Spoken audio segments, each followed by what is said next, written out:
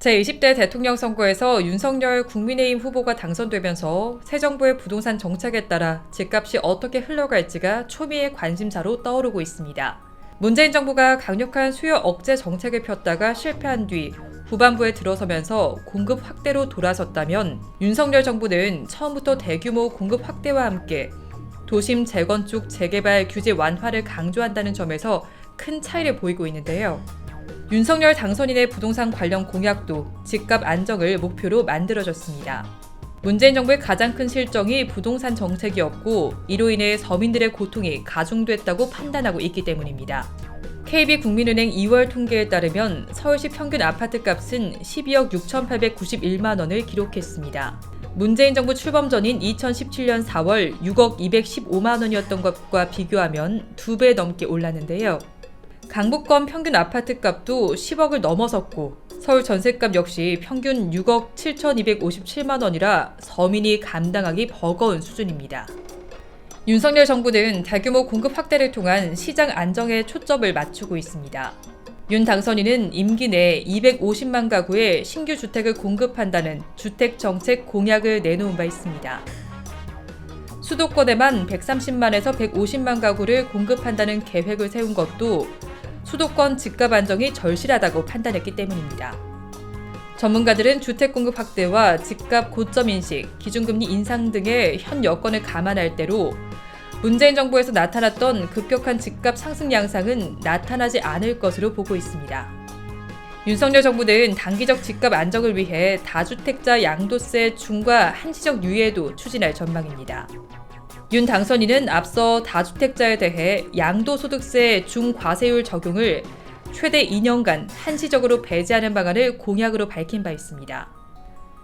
박원갑 KB국민은행 수석 부동산 전문위원은 6월 1일이 종부세 과세 기준일이기 때문에 다주택자 양도세 한시적 감면을 가장 우선순위로 정권 출범 초기에 시행할 가능성이 높다며 다주택자들의 매물이 일시적으로 한꺼번에 나오면 집값이 단기적으로 빠질 수 있다고 설명했습니다. 문제는 도심 공급 확대를 위한 재개발, 재건축 규제 완화입니다. 47만 가구를 재건축, 재개발 사업을 통해 충당한다는 계획인 만큼 규제 완화가 필수적인 상황입니다. 이 과정에서 자칫 겨우 안정세를 찾고 있는 집값이 다시 불안해질 수 있다는 우려가 나옵니다. 윤 당선인은 재건축 초과이익 부담금을 완화하고 30년 이상 공동주택 정밀 안전진단 면제 등 재건축 재개발 규제를 완화하겠다고 공약했습니다. 또 안전진단 평가 항목에서 구조 안전성의 가중치를 50%에서 30%로 낮추고 재건축 단지 용적률을 최대 500%까지 허용하겠다고 공약하면서 재건축 사업 활성화에 대한 기대감이 커지고 있습니다. 실제로 이 같은 규제 완화 기대감에 서울 주요 재건축 아파트들의 가격 상승 기대감이 살아나고 있습니다. 부동산 R124에 따르면 지난주 서울 재건축 아파트 값은 0.04% 올라 일반 아파트값 0.01%보다 높은 상승률을 보였고요. 최근 서울시도 35층 층고 규제를 폐지하면서 한강변을 중심으로 아파트 재건축 사업에 탄력이 붙을 것으로 전망되고 있습니다. 장기적인 시장 안정화를 위해 재건축발 단기 집값 상승이 불가피하다는 지적도 나옵니다.